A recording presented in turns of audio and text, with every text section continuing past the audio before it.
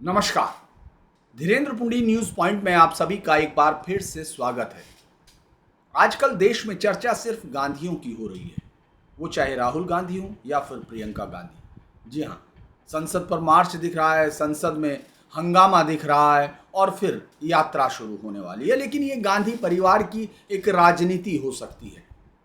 प्रियंका गांधी फिर कहाँ है? प्रियंका गांधी उस प्रदर्शन में जरूर दिख रही हैं, अपने कार्यकर्ताओं को उत्साहित करती हुई, तालियां बजाती हुई, उनके नारे लगाते हुए कि मोदी जब जब डरता है पुलिस को आगे करता है। लेकिन इसके अलावा भी प्रियंका गांधी का बयान सरकार के लिए थोड़ा सा दिक्कत का बायस बनता हुआ दिख रहा है। और ये भी दिख रहा है कि किस तरह से गांधी परिवार को, गांधी नेहरू फैमिली को विदेश नीति के बारे में इतना ज्यादा चार्म है कि भले ही वो देश के खिलाफ, देश की जो सर्वमान्य नीति है उसके खिलाफ क्यों ना हो, सरकारी नीतियों के खिलाफ होना।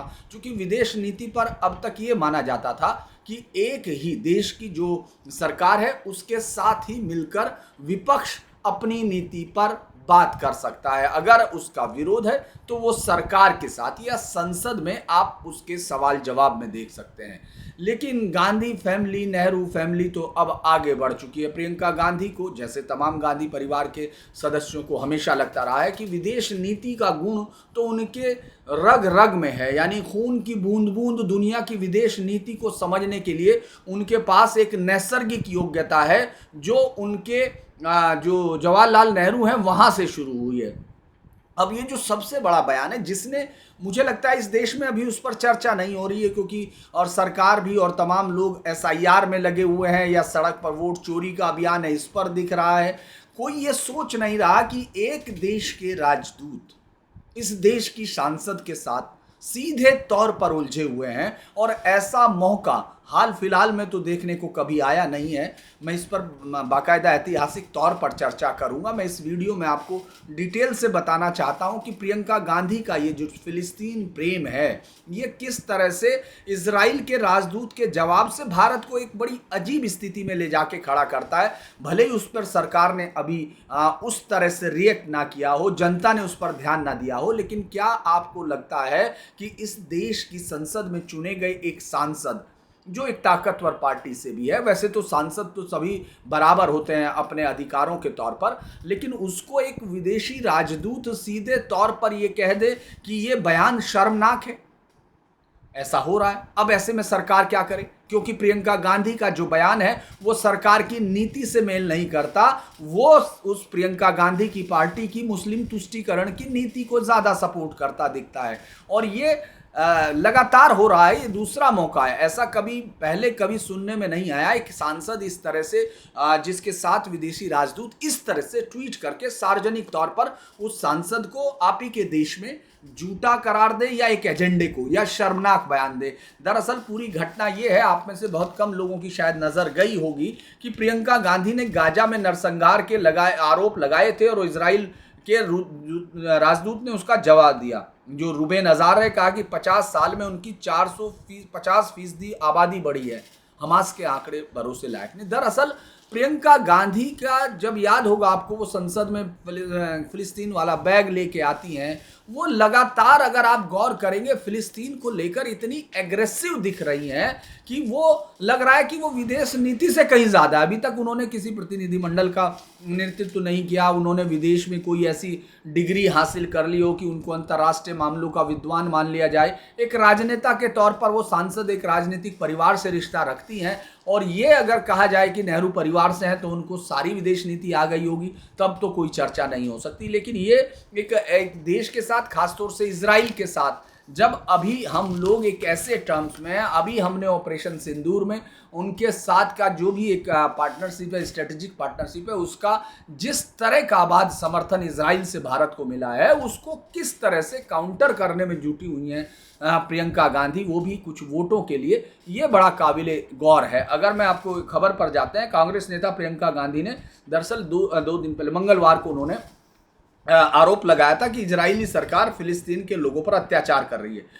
गाजा में नरसंहार किया जा रहा है। 60,000 से ज्यादा लोगों की हत्या की गई, जिसमें से 18,430 बच्चे हैं। तो भारत में जो इजराइल के राजदूत है रुबेन अजार, उन्होंने इस पर तत्काल तीखी प्रतिक्रिया दी। उन्होंने प्रियंका के गांधी के बयान को शर्मनाक बताया। उन्होंने सोशल मीडिया पोस्ट में लिखा, शर्मनाक बात तो यह आपकी धोखेबाजी है। एक सांसद को सीधे तौर पर धोखेबाज कहा जा रहा है। ये भारत के लिए बड़ी शर्मिंदगी की बात है जब आप पूरी दुनिया में ये हो, कोई देश का राजदूत आप ही के देश में, लेकिन उसका कारण क्या है? क्योंकि वो सीमा पार कर रहे हैं। आप उनके देश को इसी समय यहाँ बैठ के सिर्फ अपने चंद वोटों के लिए, और वो भी वोट वो जो जिहाद और आईडीए पर डिपेंड हो, वो सब पर।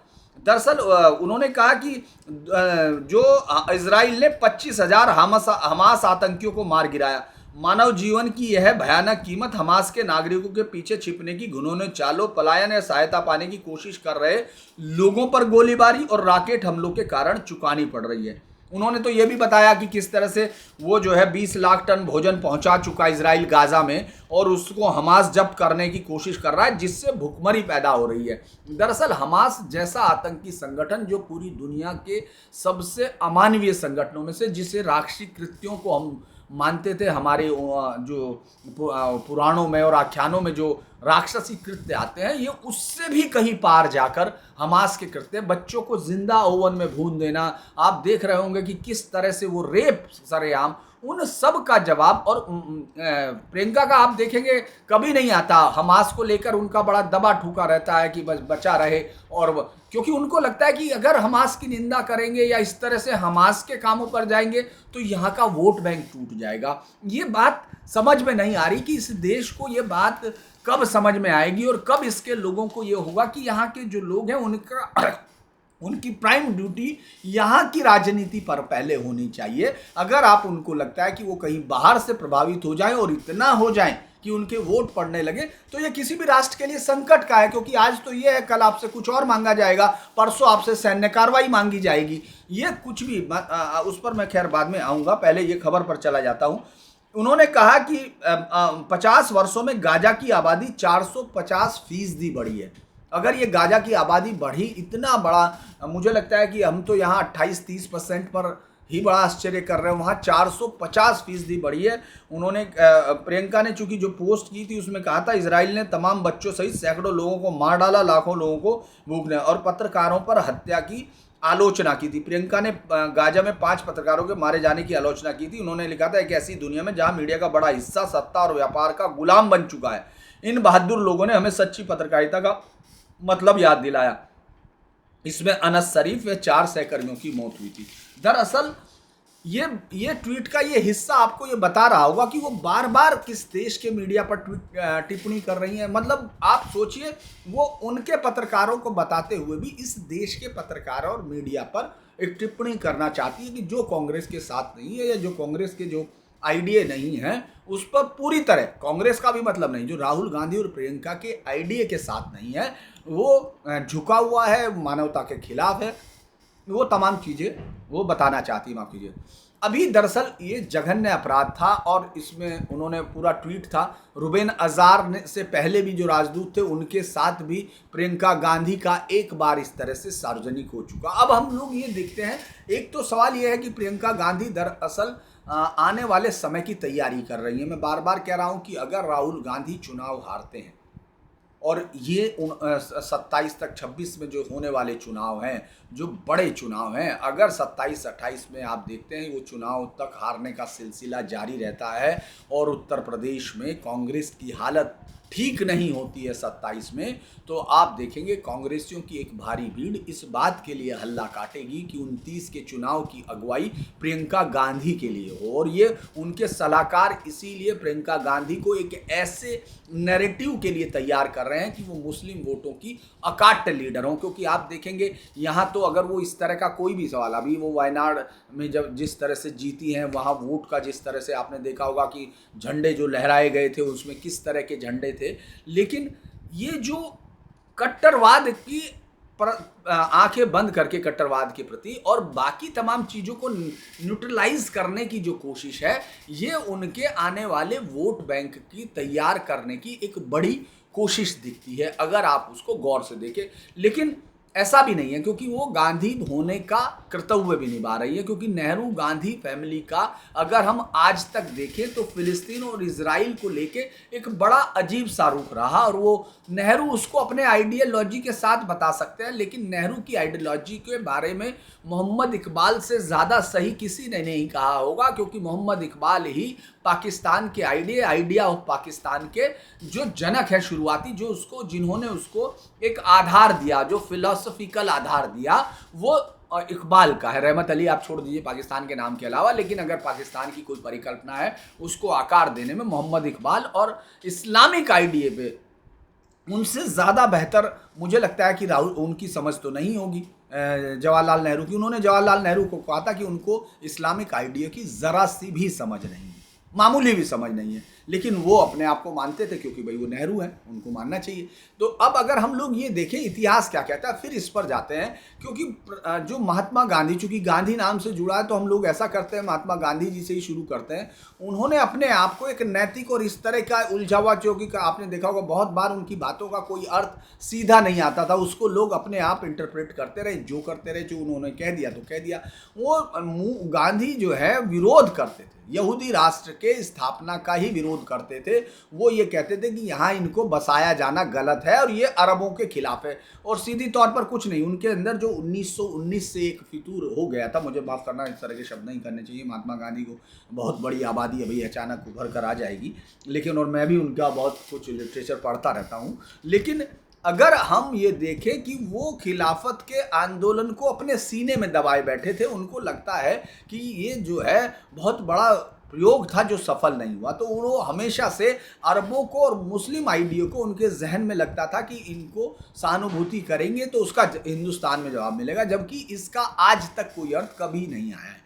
उन्होंने कहा था 38 के लेख में, 1938 में उन्होंने हरिजन में लिखा था, यहूदियों को केवल अरबों की सद्भावना से ही बसना चाहिए। और वो सद्भावना कैसी होती है, कश्मीर में सदियों से बसे हुए लोग जो हैं हजारों साल से, और कश्मीर के मूल नागरिक, कश्मीर के मूल मालिक जिस तरह कहना चाहिए, चूंकि जो वहाँ है, जिस धर्म को सदियों हजारों साल से वहाँ है और उस धर्म की पीठ रहा है, वहाँ सद्भावना 1990 से लेके कल भी सल्ला भट्ट का आपने देखा वो एक बयान था। तो उन्होंने कहा कि साहब 1938 में उन्होंने ब्रिटिश साम्राज्यवाद की इसलिए आलोचना की थी क्योंकि वो यहूदियों को वहाँ बसा रहे हैं, और उनका कहना था, यहूदियों को जो सलाह दी थी उन्होंने बहुत ही अच्छी सलाह दी थी। उन्होंने कहा था ब्रिटिशर से आप अपना रिश्ता ही खत्म कर दें, कम कर लें, क्योंकि जब ब्रिटिशर्स नहीं बसाएंगे तो फिर कोई नहीं बसाएगा, इसलिए ये रिश्ता ये भी था। हालांकि ये वो बार बार बताते रहे कि साहब उनकी जो है उत्पीड़न जो हुआ यहूदियों पे वो खिलाफ हुआ, लेकिन उस उत्पीड़न का विरोध किस तरह होगा, उस उत्पीड़न का परिमार्जन क्या हो सकता है, ये कभी भी नहीं हो, क्योंकि नहीं, उनको वहाँ नहीं बसाया जाना। अब उसके बाद नेहरू जी थे, नेहरू जी ने गुट निरपेक्षता आंदोलन के अगर मुख्य मुद्दों में देखें तो वो अपने इसको सीधे तौर पर उन्होंने संयुक्त राष्ट्र में बाकायदा फिलिस्तीन के विभाजन के खिलाफ मतदान किया था। उनका मानना था कि फेडरल स्टेट होना चाहिए और स्वायत्ता मिले। फिर हालांकि 1950 में मान्यता दी गई थी, लेकिन ये औपचारिकता थी। उसके बाद इनके रिश्ते 1992 तक कभी भी भारत के पूर्ण रिश्ते इजराइल के साथ नहीं हुए। उन्होंने सीधे तौर पर नेहरू की नीति को अगर हम बहुत छोटे शब्दों में कहें तो उन्होंने कहा था कि अरबों से घनिष्ठ संबंध रखो और इजराइल से दूरी बनाए रखो। और इस बात के लिए क्यों, क्योंकि अरब देशों के साथ अगर उनकी एकजुटता बनी रहती है तो वो नैम जो नॉन अलाइनमेंट मूवमेंट, यानी जिसके सपने देखते हुए प्रधानमंत्री नेहरू की पूरी दुनिया के नेता बनेंगे, वर्ल्ड लीडर का जो उनका एक भाई होता है, सबका ख्वाब होता है, तो उनका भी एक ख्वाब था कि भाई वर्ल्ड लीडर भारत को होना चाहिए। चूँकि वो भारत के प्रधानमंत्री हैं इसलिए वो भी होंगे। तो वो जो है ये एक हिस्सा था, और इसलिए अपने आप को वो साम्राज्यवादी विरोधी दिखाने के लिए, क्योंकि यहूदी कोई साम्राज्यवाद तो था नहीं लेकिन उसके खिलाफ था। फिर हम लोग श्रीमती इंदिरा गांधी के दौर पर आ जाते हैं, क्योंकि वीडियो बहुत लंबा ना हो और चूंकि घटना एक है। इंदिरा गांधी ने जो है राजीव गांधी और इंदिरा गांधी दोनों की नीति अगर देखें तो उन्होंने PLO को मान्यता दी थी, जो फिलिस्तीनी लिबरेशन ऑर्गेनाइजेशन है, और 1974 में पहला एकमात्र गैर अरब देश था जिसने पीएलओ को मान्यता दी थी। पीएलओ के ऊपर सैकड़ों अपराध आतंकवादी घटनाएं थी, उसके ऊपर उनके साथ चूंकि अल फतह उसी का संगठन था, उनके ऊपर हाईजैकिंग केस थे, उनके ऊपर कई सारे ऐसे जघन्य अपराधों के केस थे। लेकिन भारत सरकार तुरंत मान्यता देने में यकीन रखती थी, क्योंकि उनको लगता था कि मुस्लिम वोटर्स पर इसका बहुत बड़ा प्रभाव पड़ेगा। और श्रीमती इंदिरा गांधी तो यासर अराफात को अपने भाई का दर्जा देती थी, और फिर बाद में जो है राजीव गांधी ने भी इसको रखा। और जब दिसंबर 1987 में गाजा और वेस्ट बैंक में फिलिस्तीनी विद्रोह, जिसको इंतिफादा कहा जाता है, जहां से पथराव की घोषणा शुरू हुई, जिससे पत्थरबाजी को एक खतरनाक हथियार के तौर पर इस्तेमाल किया जाने लगा, उसको भारत की तरफ से दृढ़ समर्थन मिला था। ये इसको समझने की ज़रूरत है कि किस तरह से ये एक वो नहीं है, ये एक निरंतर वो भी है। हालांकि मनमोहन सिंह के समय में अगर हम देखते हैं तो उन्होंने एक कोशिश की थी कि फिलिस्तीन का पारंपरिक रुख कायम रखा जाए, लेकिन नीति जो है धीरे धीरे बढ़ती जाए। मैं उसमें बीच में उनका महान योगदान नहीं भुलाना चाहूँगा, जो नरसिम्हा राव है, जिसने इस पोजीशन को समझा कि इजराइल जो है, भारत ने अरबों से इतने समय तक सिर्फ एक कोरी सहानुभूति और जो रिश्ते होते हैं जिसमें तेल है उसकी कीमत दी जाती थी, आपको फ्री में तो कोई तेल देगा नहीं, तो वो तमाम चीज़ें। हालांकि इस दौरान इराक के साथ आपके अच्छे रिश्ते रहे थे और इराक ने भारतीयों को समर्थन दिया था। लेकिन मनमोहन सिंह ने 2 स्टेट पॉलिसी का समर्थन करते हुए भी उन्होंने पूरा तरह से, भारत ने उस समय भी 2011 में संयुक्त राष्ट्र संघ में अपने आत्मनिर्णय के अधिकार को माना था और फिलिस्तीन के प्रति अपनी प्रतिबद्धताओं को दोहराया था। लेकिन इजराइल भारत के साथ रिश्ते रखने लगा था, प्रमुख देश बना, और उन्होंने पहली बार प्रैक्टिकल आइडिया के साथ पूरा अप्रोच किया था, जो नरसिम्हा राव ने शुरू किया। वही जब राहुल गांधी आए, राहुल गांधी का आपको देखा होगा कि उन्होंने हमास की वो तो की भाई, लेकिन उन्होंने हमास के साथ वो तो की, लेकिन अपने ट्वीटों में दोनों की करके और उसके बाद वो हजारों लोगों को इसको मानवता का अपराध मानने लगे। लेकिन जैसे ही प्रियंका गांधी का दौर शुरू होता है तो प्रियंका गांधी इजराइल के हमले को सीधा जेनोसाइड बोलती हैं। खास तौर से महिलाओं को, बच्चों को जो मारा जा रहा है, वो ये देख नहीं रही हैं। और ये कई सारे देशों को देखने में, या बहुत सारे देशों को, यहाँ की पूरी दुनिया में जब वॉर होता है तो बंकर बनाए जाते हैं, आपातकालीन वो बनाए जाते हैं आवाज़, ताकि जहां भागकर लोग छुप सके नागरिक। लेकिन आप ये देखेंगे, अगर वहां अलार्म बजता है तो सबसे पहले सड़कों पर बच्चों, औरतों और उनको लड़कियों को आगे कर दिया जाता है। और हमास उन तमाम बंकर्स जो बनाए गए थे, यानी पूरी दुनिया ने देखा था जब किस तरह से इजराइल का अटैक शुरू हुआ था, तो बहुत सारे पत्रकारों को वहाँ मौका मिला और उन्होंने दिखाया दुनिया ने कि किस तरह इजराइल ने ज़मीन के अंदर एक पूरा नेटवर्क ही तैयार कर लिया था, जिसके अंदर सिर्फ हमास के आतंकी बचेंगे, जिसके अंदर सिर्फ हमास के आतंकी रहेंगे, या वो बंधक रहेंगे जिनके साथ बलात्कार, जिनके टुकड़े टुकड़े किया जाए, या जिनको ओवन में भूना जा सके, उन सबको वहाँ सेफ्टी से रख सकते हैं ताकि दबाव बना रहे। अब ये जो ये कह रही हैं, ये दिखाता है कि प्रियंका गांधी इजराइल के खिलाफ जिस तरह की कठोर और आलोचनात्मक रुख दिखा रही है, वो एक गांधी नेहरू परिवार की फिलिस्तीन समर्थक नीति का एक कल्मिनेशन है, आगे की तरफ जा रहा है। और यही कारण है कि राजदूत अब जो है, इजराइल के राजदूत इस बात को लेकर सीधे खड़े होते हैं। तो अगर आप कांग्रेस को देखना चाहते हैं तो गांधी परिवार के लोगों की राय व्यक्तिगत हो सकती है, ये कह सकते हो आप, लेकिन वही कांग्रेस की आधिकारिक राय है जो प्रियंका गांधी इस वक्त कर रही हैं। ये एक बड़ी राय है। और अगर हम लोग इतिहास को देखते हैं तो अपनी मेरी जानकारी में हाल फिलहाल में तो क्या पुराना ऐसा मामला नहीं मिला जिसमें किसी विदेशी राजदूत ने भारत के किसी सांसद को सार्वजनिक तौर पर झूठा करार दिया हो। राजदूतों का भारतीय सांसदों पर इस तरह कठोर आरोप लगाना बहुत ही दुर्लभ, असामान्य है। ये तो जरूर है कि विदेशी राज्यों में भारतीय नेताओं के बीच में सार्वजनिक मंचों पर एक दो मतभेद या असहमति की खबर आती हो, लेकिन ये ज्यादातर राजदूत अपने बयानों में इस तरह से बहुत सावधानी बरतते हैं। वो ना तो सीधा किसी दूसरे देश के नेताओं पर टिप्पणी करते हैं, ना उनके आंतरिक मामलों में कोई नहीं। ये जो घटना है ये बता रही है कि कांग्रेस और अब जो है अपने आप को राष्ट्र की एक जो सामान्य नीति है उससे भी पार, वरना तो भारत के पाकिस्तान और चीन के लोगों के साथ जिस तरह से युद्ध हुए उनके साथ लगातार हुआ, लेकिन आप उनके जो राजनयिक है उनको भी देखेंगे वो भारत की नीतियों पर टिप्पणी करते दिखेंगे, भारतीय राजनेताओं पर व्यक्तिगत हमला करते हुए बचते हैं। वो इसको जम्मू कश्मीर में भारत के रुख को कभी भी चीन ने ये नहीं माना संयुक्त राष्ट्र के प्रस्तावों के अनुरूप, लेकिन सीधे तौर पर कभी भी उन्होंने भारत के एक भी ऐसे सांसद को लेकर टारगेट नहीं किया जो इस पूरे उसके खिलाफ, भाई जो चीन का एजेंडा उसके खिलाफ तो बहुत सारे लोग, लेकिन व्यक्तिगत तौर पर नहीं लेता। पाकिस्तान में भी ऐसा बहुत हुआ, वो वहां का मीडिया चलाता है लेकिन उनके राजदूत से नहीं मिले। अमेरिका के साथ आपको बहुत मुद्दों पर तनाव दिखेगा, यहाँ उनके बहुत सारे राजदूत बहुत एक्टिव रहे, आप देखते होंगे सामाजिक तौर पर वो कभी आपको कहीं स्कूलों में भी दिखे, कहीं जाते हुए दिखे या कुछ वो, लेकिन कभी भी ऐसा नहीं हुआ। ये प्रियंका गांधी का मामला मुझे लगता है ये पहला मामला है जो अभी आपको आगे बढ़ता हुआ दिखेगा।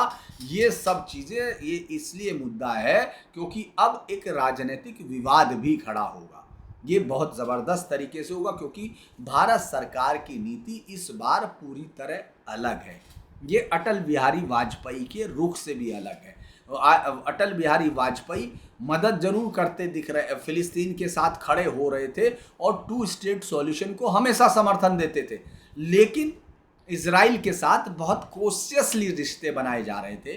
2003 में पहली बार इजराइल के प्रधानमंत्री एरियल शोरोन ने हिंदुस्तान की भारत यात्रा की थी, जो किसी भी इजरायली प्रधानमंत्री की भारत यात्रा थी। तो उन्होंने व्यवहारिक तौर पर शुरू किया और ये समझा कि भाई भारत के लिए कौन सी चीज़ है, अपनी सार्वजनिक प्रतिष्ठा नहीं, सार्वजनिक जो रुख था वो नहीं था, लेकिन अपने अब जो 2014 से दरअसल ये एक बिल्कुल नॉर्मलाइज देश के साथ रिश्ते किए। 2017 में भारतीय पहला देश का प्रधानमंत्री बना जो इजराइल पहुंचा, यानी प्रधानमंत्री मोदी पहली बार गए।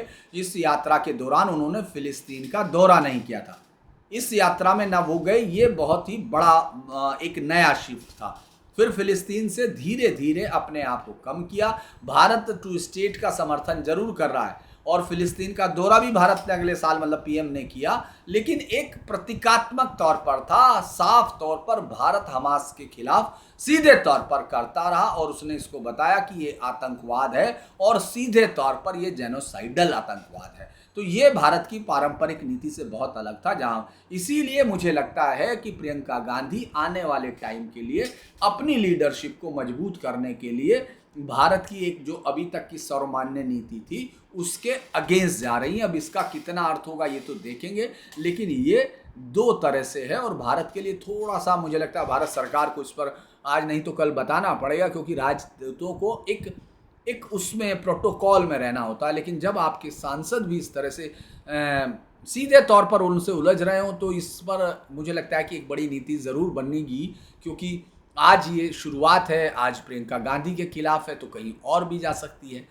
तो लेकिन ये चर्चा तो है प्रियंका गांधी को। आपको ये वीडियो कैसा लगा इसको आप बताइए, अगर अच्छा लगा तो आप इसको शेयर कीजिए, सब्सक्राइब कीजिए। हम लोग उन इशू को उठाने की कोशिश करते हैं अमूमन जिन पर लोग ध्यान नहीं देते, लेकिन जिनका व्यापक अर्थों में भारतीय जीवन से रिश्ता रहता है।